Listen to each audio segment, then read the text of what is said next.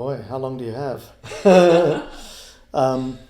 I don't particularly even differentiate all that much between the people listening and the people playing anymore. And I mean, I've been very lucky in my life. You know, I've been on a lot of stages, probably close to 4,000 by now, concerts that I've given in my life. So I've been very, very fortunate.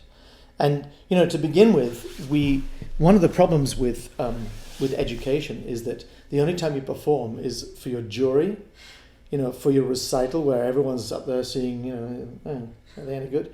You know, it's all your peers. Everybody's a player. Everybody knows better. Everybody's a critic, basically, right?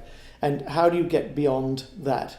So I'll answer that question by just telling you what happened to me when I was in my early 20s, which made a huge impact. There was an organization called the Pro Musicis Foundation, actually, and it was run by a Franciscan priest called Father Eugène Merlet out of New York City. And a lot of people were awarded the prize that we would all know.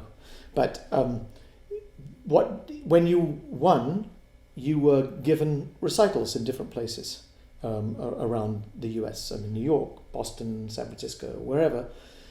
And those recitals were either in somewhere like Alice Tully Hall, or in a drug rehabilitation home, or the Hospital for the Incurables, Vacaville, Soledad. I mean, I played everywhere you could imagine. And ultimately, I think the influence that the experience of playing for people who don't know anything about music, but are so hungry for it, which was Father Eugène Merlet's concept. He said, you know, we must play for the people who can't get to the concert hall. That's the important thing. And I never forget playing at the Hospital for the Incurables, and there was a young boy, probably about the same age as I was at that time, 24 or something like that, and he'd been in a horrendous car crash. And he was quadriplegic and couldn't express himself. And I was playing the Brahms A major violin sonata, and every time a phrase blossomed, he would start to make these really quite frightening sounds of response.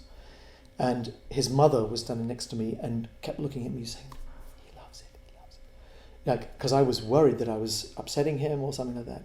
And she knew that that was him expressing his appreciation, his love for the music.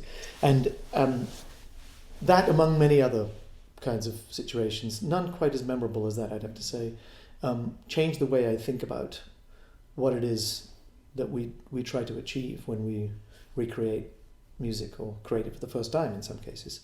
That it's really all about conjuring for people something in their memory, something in their awareness that doesn't come to them every day, just walking down the street, that is much deeper and much more significant and much more real, actually, in the end.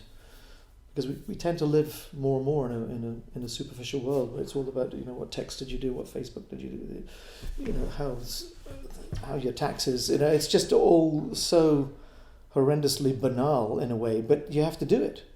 And so the concert hall is a place of peace and sanctity and emotional experience.